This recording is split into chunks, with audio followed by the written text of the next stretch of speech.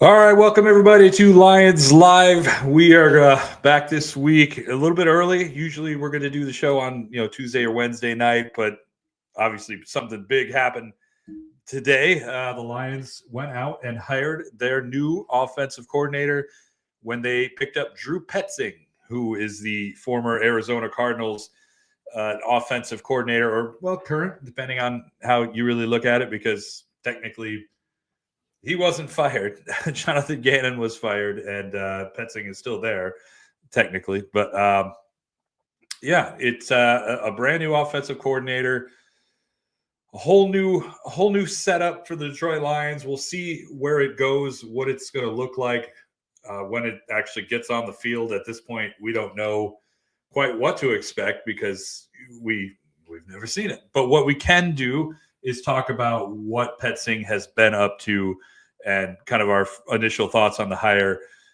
Put out an article earlier, and maybe you've read that, maybe you haven't, but let's just jump right into it. First off, Petzing is 38 years old and has just a ton of coaching experience, a lot more than you would think a 38-year-old would have. This guy has been a quarterback's coach. He has been a receivers coach. He's been a tight ends coach. And that's all in the NFL. And he's been an offensive coordinator for the Cardinals for the last 3 years. He is actually, believe it or not, one of Ben Johnson's best friends, which is an interesting little kind of level to this. He stood up in Ben Johnson's wedding, which, I mean, that's just crazy. On top of that, he's also worked with Hank Fraley. They were together at West Virginia, I believe it was, for a few years. So there's definitely, I think Fraley was probably, you could assume he had some sort of recommendations with that. But yeah, a ton of coaching experience, and I really think I think that says a lot. A guy who's 38 years old and has already been a quarterback's coach, receiving coach, tight end coach, and a 3-year OC. I mean, it's not Mike McDaniel. It's not the guy that everybody wanted. We know that. Everybody wanted Mike McDaniel. I mean, that's what everyone wanted, and I felt like it kind of felt like at a certain point in time, people just weren't going to settle for anything less than that. But that was always going to be a long shot because this guy, he's still getting head coach interviews. He interviewed with the Raiders today, his second interview with that team. He's definitely not out of it. He doesn't appear to be a favorite anywhere, but we'll see. And then the Bills just came onto the scene as well, so that's another job. I mean, I'm sure anybody out there would want to work with Josh Allen. That's definitely a big draw. And then Robert Saleh is looking like he may get a job, maybe with the Titans or the Cardinals. And then if he were to take that, there's been a lot of kind of, I guess you could call it smoke maybe, around the idea of Mike McDaniel being the OC for wherever Saleh winds up. So there was just a lot of hurdles the Lions were going to have to get over before they even had a chance to even get a shot to ask Mike McDaniel if he wanted to have this job. So, I get maybe why some people are kind of upset. I thought McDaniel was the best option. I was right there with you. But I do not by any means look at Petzing as a bad candidate or a bad hire. I know there has been a lot of comparisons to John Morton. I think that's I think that's ridiculous. I don't, I mean, John Morton, in my opinion, I never liked that hire. I was really did not like that hire. I wrote a few articles where, I took some quotes from Jared Goff and Ben Johnson, and a lot of those things kind of seemed to show that maybe it wasn't going to be that bad. But man, I can tell you, I don't know if I should tell you this. Never mind. I'm not going to say it. It just wasn't a good hire. It seemed like the Lions did not broaden their search at all. They just went right into it. They knew that's who they were going to hire, and that's all they did. And it just didn't work out. it just really did not work out. And fine, I'll say it. It's not really that big of a deal. I just at the combine when I got to interview John at first, I mean, it rubbed me the wrong way immediately. I not to say that he's a bad man or a bad person. It just I got the sense almost immediately after asking him questions that he was probably not right for this. And that's just kind of where that went. So, and then again, there's the other thing. I get the big comparison is that look, Morton had an offensive coordinator job with the Jets. It did not go well.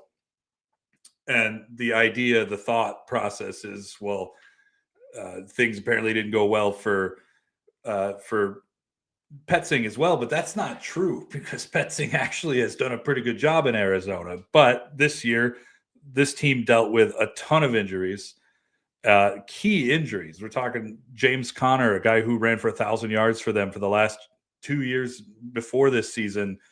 That was a problem to lose that. You lost your entire run game, which the season before, Petzing had that Arizona run game at 7th in the league in rushing yards, 8th in the league in touchdowns. And then, you lose James Conner. That's a big deal. And then you have essentially the end of Kyler Murray in Arizona. It was very clear this season that it was not going to work out, and the Cardinals benched him. But on the other side of that, you get Jacoby Brissett, who has the best year of his entire career under Petzing. I think that goes a long way. I think Petzing definitely helps. And that's one of the things that was kind of noted by a lot of experts is that he has a penchant for being able to develop guys and make players better or get the most out of them. And I think you saw the proof of that right there with what he was able to do with Jacoby Brissett, who has been a career backup. And now people kind of talk about him like they want him to. I mean, I've seen plenty of Lions fans say trade Jared Goff and get Jacoby Brissett. Like, don't do that. The Lions should not do that. First off, that's a bad idea. But the point is, he was able to get a lot out of what he had in Arizona. It's like getting blood from a stone, basically. Like I'm just saying, he's a pretty good OC and has shown to be that, but he's not had the weapons. He's just not had the guys. He's now coming here where he gets Jared Goff. He gets Sam Laporta at some point. He's coming off a year where he and Ben Steele, who, by the way, I think is a prime tight end coach candidate for the Lions at this point. But he's coming off a season where he and Ben Steele got Trey McBride to the All-Pro team, first team All-Pro. So when he gets back with Laporta, you got to believe that something good's going to come of that. And then he's going to get Jahmyr Gibbs, which is way better than James Conner, 30-year-old James Conner. And then he's going to get Amon-Ra St. Brown. He's going to get Jamison Williams, two guys who are much more polished than Marvin Harrison, although everybody's been talking about how bad Marvin Harrison is. But guess who had a really good year this year, is a better year under Petzing? Marvin Harrison. So I'm just saying, I see a guy who is able to develop. I see a guy who has been called innovative. We'll see how much innovation he can bring. He's definitely a really good run game architect. And for the Lions, that means everything. And I mean everything. That's where it all starts for the Lions, is can they run the ball and how well can they run the ball? Because you saw what happened this year in the back half of the season. Now, the offensive line being injured and having issues had something to do with that, but you saw just how much this offense changed when they couldn't run the ball. So being able to do that is absolutely major. It's huge. Lions got to be able to do it. And I think that's, the key reason why you go out and you hire a guy like Petzing, because he's such a good run game architect. And I thought Mike McDaniel would have been a really good person for that as well. But then, on the pass game, I mentioned the same thing. It's just like, look what he did with Jacoby Brissett. Really good job. Was able to develop that guy into a solid quarterback. So there's balance there. And, I think that's why I believe that the Lions got what they asked for out of this hire, and that was, can you come in and give us a balanced offense? Can you be a run first guy? Can you give us run success? And that is what Petzing is bringing to the table. From there, we'll see how they build out this coaching staff. Having Fraley there is big because actually, I got to say, one of the big things that Cardinals fans have said and Cardinals reporters have been saying lately is that the part of the reason that the Cardinals run game struggled this year is because they lost offensive line coach Clayton Adams. He's coming right to Hank Fraley, who is without a doubt one of the best offensive line coaches in the league, maybe if not the best. So yeah, man, I think it's a great hire. I really do. And I know there's this idea that I'm like the Lions praiser guy, which I don't understand because like literally 2 hours before this happened, I was writing an article about how bad they had screwed this all up. But whatever, I guess, I don't know. I think this is a solid hire, and this isn't a situation where the Lions lost out on anybody. They had, in fact, called everyone, that includes Mike McDaniel, to tell them that they were out, that they were not going to hire them, and that they were going to go with Petzing. They felt that good about it. They felt that strongly about it, that they got rid of the other 8 candidates that they had also interviewed. So it's a huge, huge deal, and I think it goes a long way. We'll see what happens. I think another thing that you want to think about is free agency as well, because a lot of times when coaches switch teams, sometimes you'll see players come with them. Like the Lions are a perfect example of that. Dan Campbell left New Orleans, took Aaron Glenn with him. Alex Anzalone came over as well. So that's, you see stuff like that all the time. So I think the big key possibility here is that the Cardinals are in a situation where they may cut Hjalte Froholt. I hope I'm saying his name right. He's their starting center right now. Solid starting center, guy who was allowed 1 sack this year. Good pass blocker, but like way more importantly, he's a strong run blocker. He is kind of on the older side, 29 years old. We're not talking about super elite guy or anything like that. A good, solid starting center, way better than what the Lions had. The Cardinals have a guy waiting in the wings to take over at center, a younger guy they just drafted. They may look to move forward with him and then cut Froholt, which would open up some cap money for them. If the Lions can get Froholt out of this deal, well, hey, then you at least have a starting center for a couple of years. It doesn't have to be something that's a long-term thing, but it'll at least get you kind of to the next step where you can maybe draft a guy and develop him, make sure you have your starting safety waiting in the wings. Whereas when Frank Ragnow kind of surprised everybody and retired, that didn't happen. So I would keep an eye on that. And then there's another guy over there, another free agent who I thought was really interesting. Right now, it kind of looks like Dan Skipper is probably going to retire. I don't know. He might come back, but if he doesn't, there's Jonah Williams, who is an offensive tackle over there. Now, he has been a starter. He has started at right tackle. He has started at left tackle, mostly for Cincinnati. In Arizona, they used him kind of more like how the Lions used Dan Skipper, in kind of those jumbo sets as a swing tackle. And if you're going to lose Dan Skipper, it's not easy to find a good swing tackle. This guy's ready. So you can capitalize on getting Petzing over here and maybe bringing some guys with him. I think that's a big deal. Certainly going to help a Lions team that wants to almost completely rebuild this offensive line this offseason. So we'll see. As far as Linderbaum goes, and I see my guy over here, Lions Today, bringing up Linderbaum. That's a dream. That's a dream.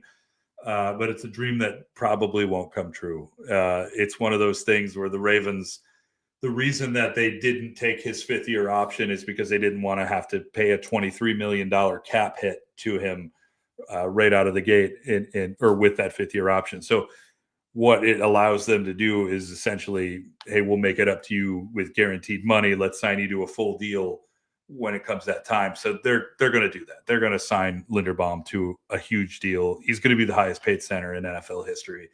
The rumors out there is like $20 million a year. So we'll see where that goes to. But I think another guy is Connor McGovern from the Buffalo Bills. He could certainly be a free agent as well. It just depends on what the Bills want to do at center. It's really hard to see some of these guys just kind of making it to the, some of these younger, really solid centers making it to free agency. That's why I bring up Froholt, because he's a little bit older, and the Cardinals have a guy they want to go move forward with, and they can save money by cutting him. So that's why I bring him up. And I think that's just probably just what the doctor ordered. You get him, and he could do everything that you want him to do right up front. And he's a guy that, being a veteran, that Jared Goff would probably have a lot of trust for under center. So here, let's answer this call. Yes, Dan Campbell is out. He is not going to be calling plays anymore. This is going to be 100% Petzing. This is not going to be a situation where they're sharing play calling, or Petzing's going to be up in the booth or something like that. This is 100% going right to Petzing. He's going to be the play caller. I'm sure Campbell has, we know that Campbell has a bunch of stuff that he wants out of this offense and is going to try to install those things into Petzing's mind. But there's not going to be any situation, unless things go absolutely sideways, which I don't see happening again. Dan Campbell's not going to be calling plays anymore. So I would not worry about that. So yeah, that's kind of what I've got on my mind. I'm open to answering questions, anything that you guys might have here. Let's see what Tyson, real estate and mortgage. Lions aren't trying to win. It's really do bad for us the fans. I don't see that. And they are trying to win. Like it's, I don't look, like I said, man, I wanted Mike McDaniel here too. I thought he was the best choice for the Lions to be their offensive coordinator. But at the same time, you can't rule out a guy just because you don't know his name. And I think that is mostly I think that's mostly what the thing is. The thing that people don't like about him is that he's not the guy that they've heard of, and he's not the guy that they wanted. And I don't think it's a conservative hire either. Black Wolf Flag Company. I don't think it's a conservative hire. I think this is the riskiest possible hire they could have went with. Really, I think if anything, Mike McDaniel, being the offensive genius that we all think he and feel that he is, that would have been the conservative hire. That would have been the safe hire to go get the guy who's the genius. This is kind of risking it all, man. Like, you screw up on this one, it doesn't look good for you. I'm not saying Dan Campbell screws this up and he gets fired next year or something like that, but I'm saying, like, you only get so many bites at the apple. You only get so many shots at this. So you have to get it right. And they felt more than anybody that they had talked to in really what was their first offensive coordinator search that they've ever done, considering that they came in with Anthony Lynn, knew that was their guy, gave it right over to Ben Johnson, and then just interviewed one guy last year. And that was the guy they gave the job to. But coming into your first offensive coordinator broad search, they felt this was the guy. And I feel like it can be looked at as a risk, but sometimes these risks pay off. And right now, Dan Campbell's 1 for 1 on offensive coordinators. Well, I guess 1 for 2 technically, because Anthony Lynn was his first choice and that did not work out. But this is the guy who hired Ben Johnson. This is the guy who gave Ben Johnson the offensive coordinator job that, he might not have had he not been with the Lions. And, I don't know. That's a world we don't really know the answer to. Maybe Ben Johnson just would have figured it out at some point and would have just been who he is. But, he didn't luck into that hire. He didn't just accidentally blah, blah, blah. Like, he kept Ben Johnson on the staff for a reason. So I think Dan Campbell has an eye for talent, understands what he's looking for, and this is why I think Petzing works out so well, because it is exactly what he wanted. It is exactly what he said he wanted, which was run first. And I mean, that's just going to go so far. That's everything. It's like he said, man. I wish I could pull that video up right now. When during the press conference, final press conference of the year, what does the fixing the run game mean to you? And he said everything. It means everything. That was his exact quote. And the look on his face told the story. Like, this is the most important thing to him, is getting that run game going. And yeah. Do I think Kelvin Shepherd goes to Miami? No, I don't. I don't think Miami hires him. I'm not sure who they're super hot on right now. Wait, no, they just hired Jeff Halfie like an hour ago. So no, he's 100% not going to Miami. So yes, I didn't even think about that. Kelvin Shepherd is clearly staying in Detroit because the Dolphins have their guy now. So that's good. You get some continuity with the defense. And yeah, let's see what kind of questions we got here. So is this hire for a couple of years, not a one and done?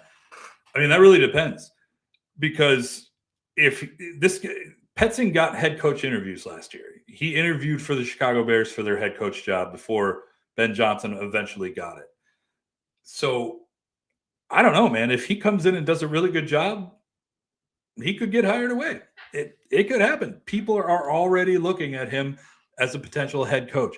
That's the other thing. It's like, I don't understand why fans are freaking out. Like, you're getting a guy that teams around the league think could be a head coach someday, but he's not the exact guy that you wanted. So therefore, he's worthless. But if the Lions have a huge offensive year, get all their EPAs and all that stuff back up, continue to be the number one offense in the NFL, win an NFC North title, maybe win a Super Bowl, or at least get far into the playoffs, then yeah, I absolutely believe this could be a one and done thing. So we'll see where that goes. Again, got to throw a we'll see at you, because it's so far away at this point. What do we got here? How much better can Dan get with whatever his duties are now that he doesn't have to worry about calling plays? It goes a long way. It means a lot, because now he can focus more on the clock. He can focus more on kind of converting decisions, whether you want to go for it at this point or go for it, there, and kind of worry. He just worry about what's on the field in front of him a lot more than he can with kind of having that sheet in front of his face and having those glasses on. And yeah, I think this is going to be a big deal for him. And I know he kind of discussed wanting to maybe continue to call plays, but at the end of the day, I don't know if his heart was super in that. I think he really just wants somebody that he could trust. And at this point, he feels like Petzing's that guy. We'll see. There I am throwing "we'll see" at you again. What we got? Michigan Sports. I do wonder if they bring back Monty, because this is the type of offense that fits him. Yeah, I mean, that's a really good thought, and worth discussing for sure. Do the Lions bring back David Montgomery now that they are clearly going towards being a more run first team? That's really all going to depend on David Montgomery, if he wants to continue to be here.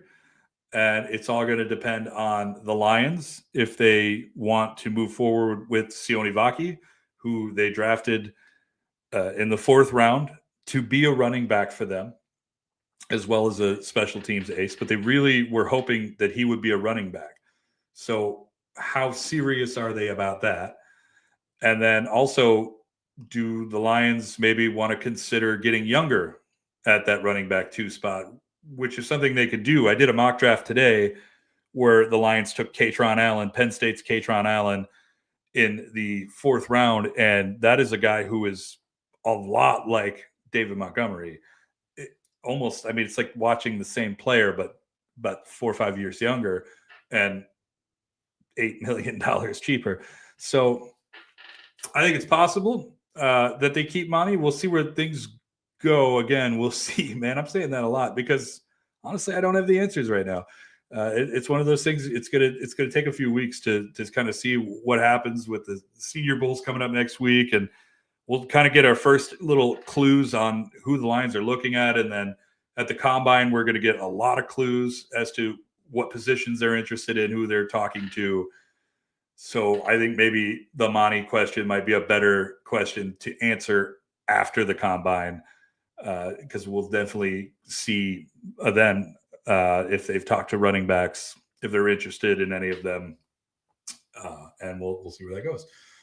We got a question here. Have you heard anything about Frank Ragnow? Are the Lions keeping the door open? Are they done with him? It's over, man.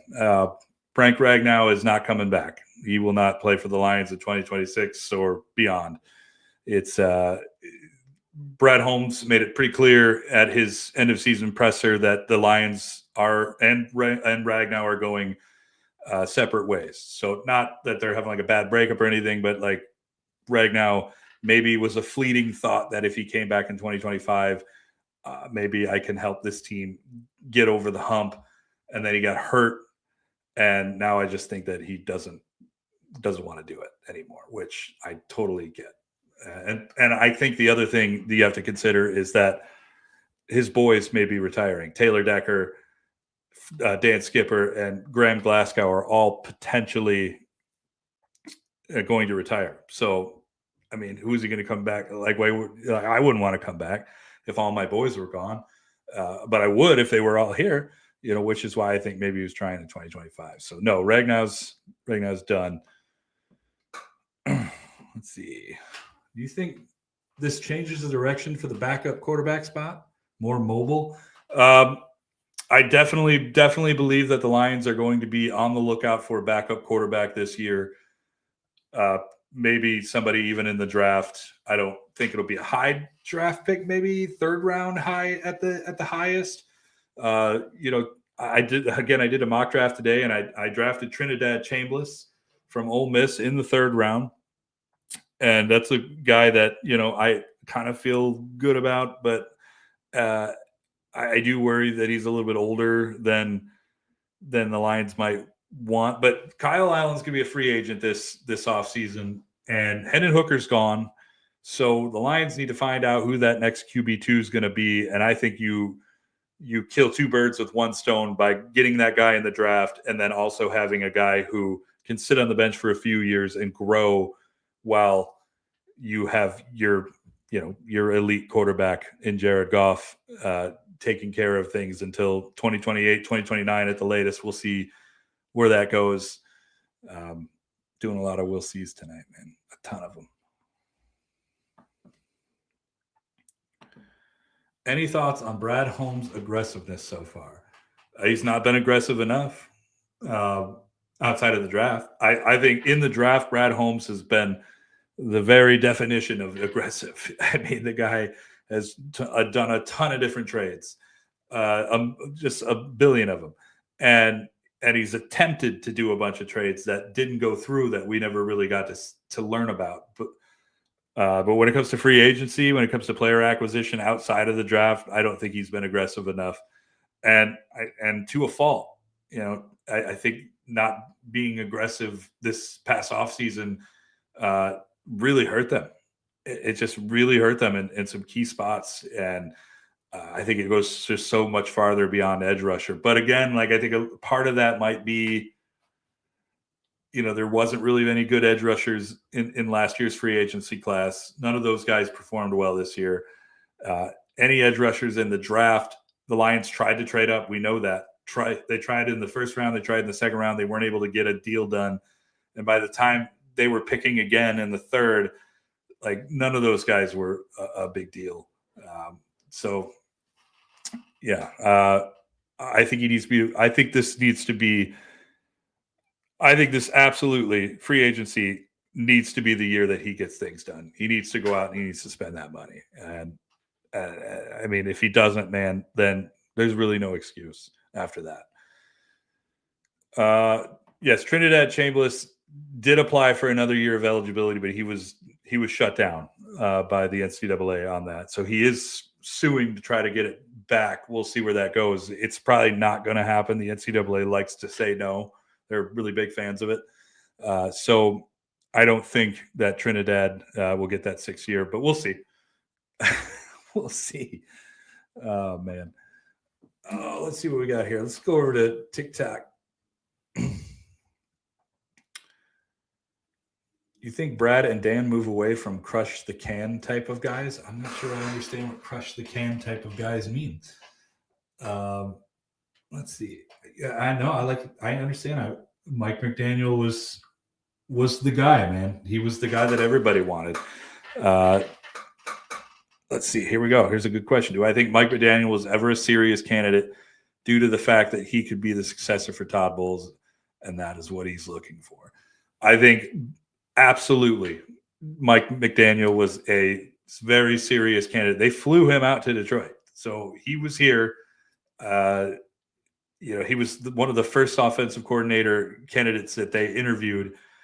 They definitely were interested. He was interested probably because at that time, the Lions were the only offensive coordinator job he was even interviewing for. He was doing a lot of head coach interviews. So, yeah, I think that he definitely considered it. But, yeah, we'll see if he goes to Tampa Bay. That is a pretty good little situation there because Todd Bowles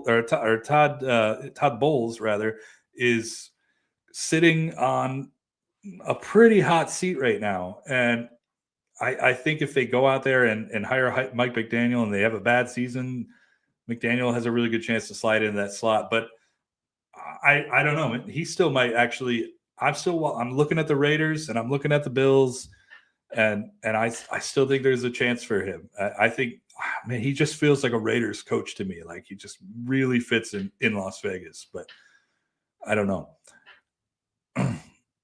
Do I think Dan only hires people that will yes man him? No, I don't think that because if you guys were around to see Aaron Glenn, you would know that he was not a yes man at all.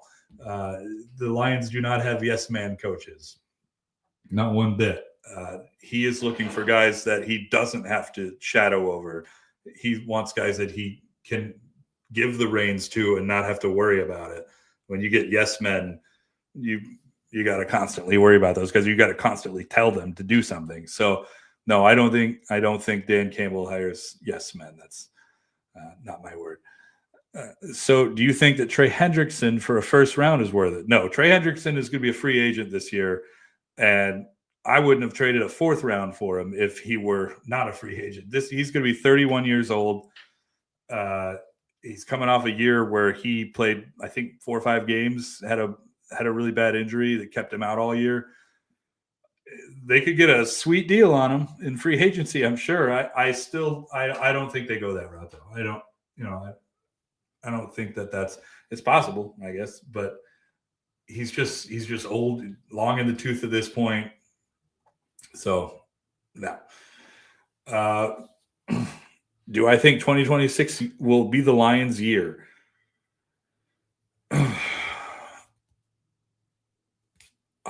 I kind of do. Yeah, I kind of do. Because I just look at this team, and it's really easy to get wrapped up in things when the team is bad and you just feel like everything is just going so horribly wrong and it's all crumbling. And I get that because if you've been a Lions fan your entire life, that's all you really know is watching this team crumble.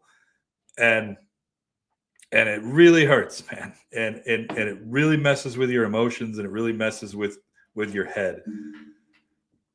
But I look at this team and I think, man, they were 3 touchdowns away from making the playoffs. 3 touchdowns against the Steelers. You get 1 against the Steelers, 2 against the Vikings. Lions are winning the NFC North. That's how big of a change this was. Everything the Lions needed to happen at the end of the year from other teams' side of things happened. If they would have just beat the Steelers, beat the Vikings, and then beat the Bears as they did, they would have been NFC North champions. That would have been, maybe the Lions playing against the Rams on Sunday in Detroit. So like that could have really happened. And I look at this, I look at some other things, and I think, man, you convert better on third down.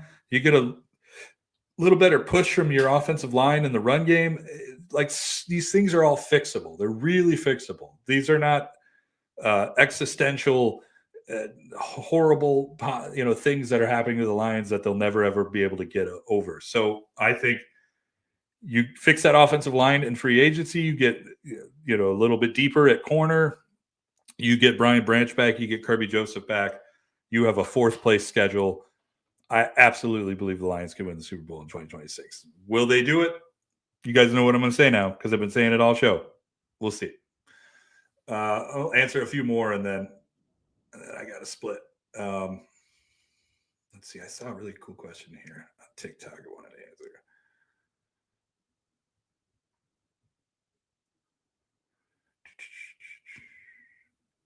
Yes.